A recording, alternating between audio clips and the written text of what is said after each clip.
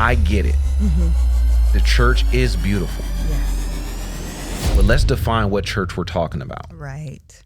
All right, welcome to the Church Dropout podcast. My name is Alan. I'm the host. I'm here with my lovely wife, Lisa. Hello. Church Dropout is a podcast. We talk about issues, topics, teachings related to faith, life, and culture in ways that are sometimes funny, sometimes serious, but always insightful. If you have not already, please like, rate, and subscribe wherever you're listening to this podcast at. So I want to have sort of a part 2 on the Ty Tribbett conversation, not so much of what he said, but some of the responses to what he said by some Christians. And so I'm going to pose this question and we could talk about this a little bit, and I kind of posed it in that video. But why are Christians so reluctant and hesitant to talk about anything negative, anything that's critical about the church? I read some comments that by some popular pastors, and, they were just like, we need, we need to say some beautiful things about the church. And, if it wasn't for the church, I wouldn't be who I am today. And, the church is the bride of Christ. And all of this in response to what Ty Tribbett said. And it's just like, first, I don't know who's saying anything against any of that. Okay. In fact, he didn't say anything. He actually just said he's benefited from that and come from that. But why is there such a reluctance to address or to agree or to call out the mess that's happening within church culture? Okay. Right? Church culture, the system of church. Right? Nobody's talking about the bride of Christ when we're talking about the system of the church. The system of the church is not the bride of Christ. The people of God are the bride of Christ. The local gathering is not the bride of Christ. The people of God are the bride of Christ. Right. When Christ says the gates of hell will not prevail against the church, he's not talking about what is established on the corner and that you go to every Sunday. That is not what the Bible is talking about. Right. In Hebrews, when he talks about do not forsake the assembly or the gathering yourselves with others, he is not talking about going to a gathering. He's talking about the church coming together in expressed worship with one another in whatever form that looks like. They didn't have what we do today in mind with what they were doing then. Right. Going to the temple was not going to church. Sorry to say, two different things. But why is there such a reluctance to have this conversation, Lisa?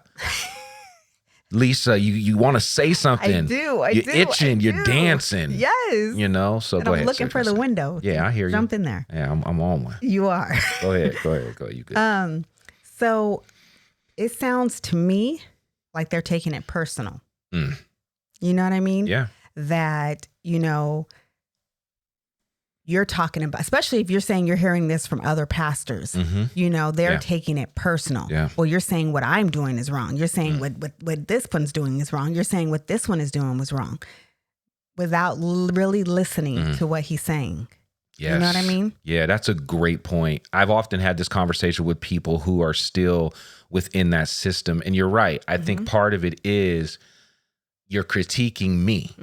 And I can't even say, just maybe I probably have felt like that at times, right? When people talk about the church or sometimes I ain't gonna front, I'll hear something about pastors, like they'll say something like, pastors are money hungry, and something in me sometimes, kind of wants to bite back because it's like, wait a minute, I was a pastor. Right. I know I wasn't money hungry because I was not getting paid. Okay. You understand? Right. But you know what I'm saying? Yeah. But no, I get that. I think people are taking it personal. And I think when you are a part of that system, it's hard to even see what it is that people are talking about. Right. You understand what I'm saying? Right. And this is why I think it's really dangerous, the position that the church is in today. It's an echo chamber. The church only hears itself. It's that whole idea of preaching to the choir. You understand what I'm saying? Like, you know, the church is hearing the same conversations swirling within it and not really hearing anything from the outside of it. And you're right. When you're a part of that system, you know, that's part of it. Yeah. You know, you take it, you know, they're probably taking it personal. You know what I mean? But my thing is you should take it personal. Right. And I think it should be like, well, why? You know, this is how I see things, you know. Even in like even in a business aspect or something like that. If somebody says something negative, my thing is get to the root of why they feel the way they feel. So let's try to figure out what is it that we're doing that makes them feel this way so Absolutely. we can make it better. You know what I mean? Yeah. So I don't understand, you know, instead of looking at it like, you know, they're talking negative about the church, why not be like, well, why do they feel this way? What are we doing that's making them feel this way? And let me take myself out of the equation. What are pastors doing? What is it that people see? Let me do some research. Let me ask some questions. Yes. You know what I mean? Let me maybe give a couple calls to some of the young people or somebody in my church and ask them some questions and see what they say. Yep. You know what I mean? Because honestly, when it comes to pastors, not a lot of people are going to come tell you the truth. Yep. Now, if you go asking for the truth, then they will tell you. Yes. But no one's going to not a lot of people have the, you know, guts to just walk up into the pastor's office and be like, you know what, pastor, y'all need to be doing this and that, or I don't agree with this and that. Yep. Not a lot of people are going to do that. Yeah. And you're right. And you said not a lot of people have the guts, and that's absolutely true. And I think a lot of people don't because they're not going to be heard for the same way that people are responding now. Right. Yes. Why would I tell you that?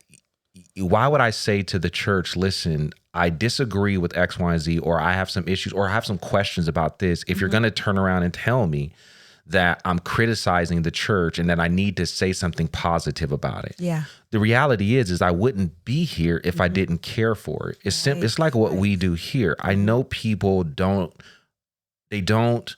address or like what we do simply because of the name. They feel like we're just being negative. I spent a majority of my adult life in the local church and still love the local church. Right. And the reason why I'm saying what I'm saying is because I love the local church and because of what I experienced and what I've seen in the local church and what I know to be true about what it does and how it hurts people in the local church.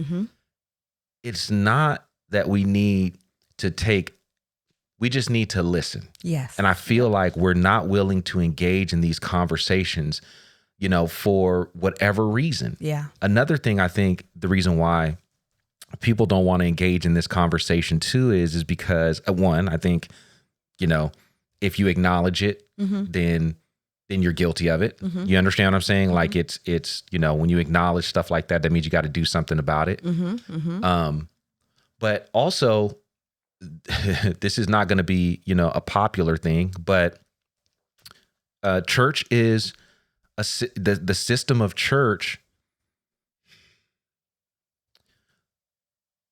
When your financial support comes from the system of church, when it's your livelihood, when this is how you feed your family, and I'm not saying that's wrong. I'm just saying the reality is that there's also a support structure that comes with that. Right. And so when you have people saying, like me, saying church is not an essential, going to church is not an essential. Let me make that clear. Yes. I'd much rather say going to a gathering is not essential. And they feel like people are going to listen to that and not go, which means that they don't participate in all of the things that drives the church forward, which ultimately means that the church can't do the things that it's doing. And which is why COVID affected the church a lot because people weren't coming, therefore people weren't giving, and therefore churches were not able to survive. Then you hurt the industrial side of the church as well.